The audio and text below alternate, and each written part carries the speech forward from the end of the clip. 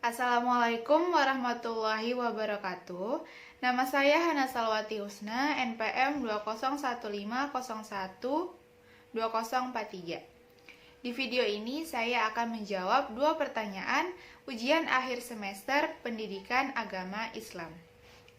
Pertanyaan yang keempat dan pertanyaan yang kelima. Pertanyaan yang keempat yaitu lantunkan ayat Al-Quran tentang munakahat atau pernikahan beserta urgensi memilih pasangan yang baik dan dampak negatif dari memilih pasangan yang tidak baik dan dikaitkan dengan fenomena yang terjadi saat ini. Saya akan membacakan Quran Surah An-Nur ayat 32 dan Quran Surah Ar-Rum ayat 21. A'udzu billahi minasyaitonir rajim. Bismillahirrahmanirrahim. Wankihul ayyama minkum wassalihin min ibadikum wa imaikum iyakunu fuqara yughnihimullahu min fadlih wallahu wasi'un alim. Yang artinya, dan nikahkanlah orang-orang yang masih membujang di antara kamu dan orang yang layak menikah di antara hamba-hamba sahayamu, laki-laki dan perempuan. Jika mereka miskin, maka Allah akan memberikan kemampuan kepada mereka dengan karunia-Nya. Dan Allah Maha Luas pemberiannya, Maha mengetahui. Selanjutnya, Quran Surah Ar-Rum ayat 21. Bismillahirrahmanirrahim. Wa min ayatihi an khalaqalakum anfusikum azwajal litaskunu ilaiha wa ja'ala bainakum mawaddatan wa rahmah. Inna fi dzalika laayatan liqaumin yatafakkarun. Yang artinya, dan di antara tanda-tanda kebesarannya ialah Dia menciptakan pasangan-pasangan untukmu dari jenismu sendiri, agar kamu cenderung dan merasa tentram kepadanya. Dan Dia menjadikan di antaramu rasa kasih dan sayang. Dan sungguh pada yang demikian itu benar-benar terdapat tanda-tanda kebesaran Allah bagi kaum yang berpikir. Lalu yaitu urgensi memilih pasangan yang baik. Ada hadis riwayat Tirmizi dengan sanad hasan dari Abu Hatim Al-Muzani yang artinya adalah, jika datang seorang laki-laki kepadamu yang baik agamanya dan juga akhlaknya, maka kawinkanlah dia. Tapi jika kamu tidak berbuat demikian, maka akan terjadi fitnah dan kerusakan di atas permukaan bumi ini. Lalu para sahabat bertanya, wahai Rasulullah, lalu bagaimana jika laki-laki tersebut telah beristri? Lalu Rasulullah menjawab, jika datang laki-laki kepadamu yang akhlak dan agamanya yang kamu sukai, maka kawinkanlah dia. Dan jawaban tersebut sudah diulangi 3 kali. Dari hadis tersebut, sabda Rasulullah ditujukan kepada wali agar menikahkan perempuan diwakilkannya dengan laki-laki yang meminangnya dengan syarat taat agama, amanah, dan juga berakhlak. Tetapi jika mereka tidak melakukan hal itu dan malah memilih laki-laki yang dengan kedudukan tinggi ataupun dengan harta yang banyak dan keturunan yang lebih baik daripada yang taat agamanya, maka akan timbul fitnah dan juga kerusakan yang tiada hentinya dari laki-laki tersebut. Itu adalah perspektif dari perempuan dalam mencari pasangan laki-laki.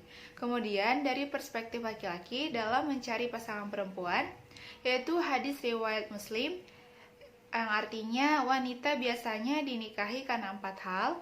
Yang pertama karena kedudukannya, kemudian hartanya, parasnya, dan juga agamanya.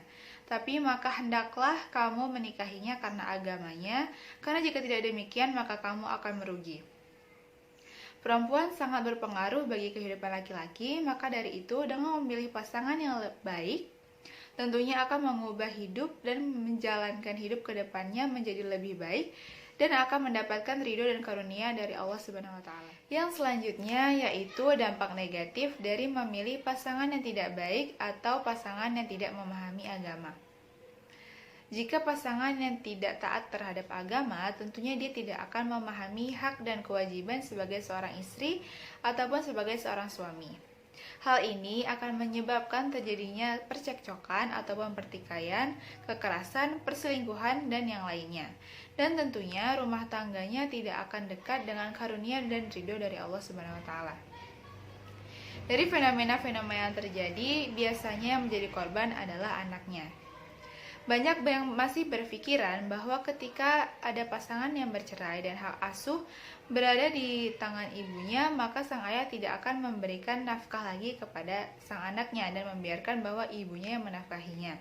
Padahal itu sangat salah, karena dalam Al-Quran sendiri telah disebutkan bahwa sebagai seorang ayah sudah wajib untuk memberikan nafkah kepada anaknya. Itu adalah salah satu contoh jika memilih pasangan yang tidak memahami agama. Pertanyaan yang kelima yaitu melantunkan ayat Al-Quran tentang pentingnya ilmu pengetahuan dan menceritakan tentang ilmuwan yang saya idolakan.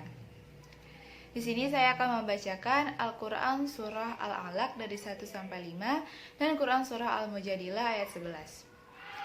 A'udzu billahi minasyaitonir rajim.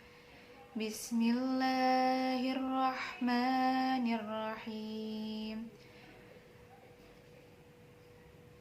Iqra bismi rabbikal ladzi khalaq. Khalaqal insana min 'alaq. Iqra wa rabbukal akram. Alladzi 'allama bil qalam.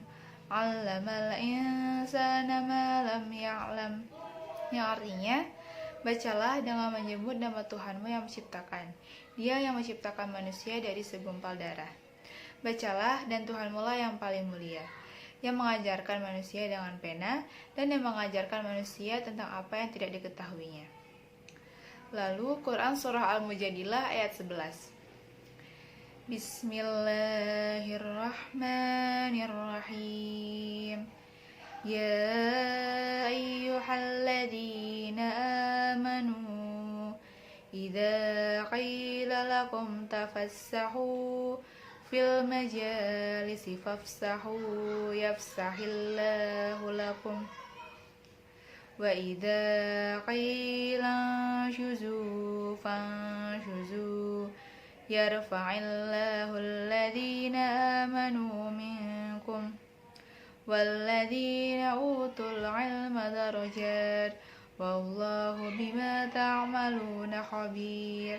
Yang artinya, wahai orang-orang yang beriman, apabila dikatakan kepadamu, berilah kelapangan di dalam majelis-majelis, maka lapangkanlah.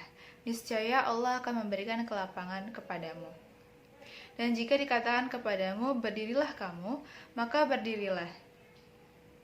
Niscaya Allah akan mengangkat derajat orang-orang yang beriman dan orang-orang yang berilmu beberapa derajat. Sungguh Allah Maha mengetahui terhadap apa yang kamu kerjakan. Kemudian ilmuwan yang saya idolakan. Ilmuwan yang saya idolakan adalah Maryam Al-Ijliyah. Maryam Al-Ijliyah ini merupakan tokoh muslimah yang menjadi ilmuwan atau penemu astrolog yang bersifat universal. Beliau merupakan wanita kelahiran Suriah di abad ke-10 dan ayahnya bekerja di pabrik astrolog. Nah, dengan latar belakang itulah, makanya Maryam Al-Ijliyah sangat meminati untuk bekerja di pabrik astrolog. Tanpa disangka, dengan kecerdasannya, beliau menciptakan astrolog yang sudah bersifat universal. Nah, pada zaman dahulu ini, astrolog fungsinya hampir sama dengan GPS. Digunakan untuk menentukan arah kiblat ataupun menentukan arah untuk jalan dan sebagainya. Sekian dari saya, bila ada kesalahan mohon dimaafkan. Wassalamualaikum warahmatullahi wabarakatuh.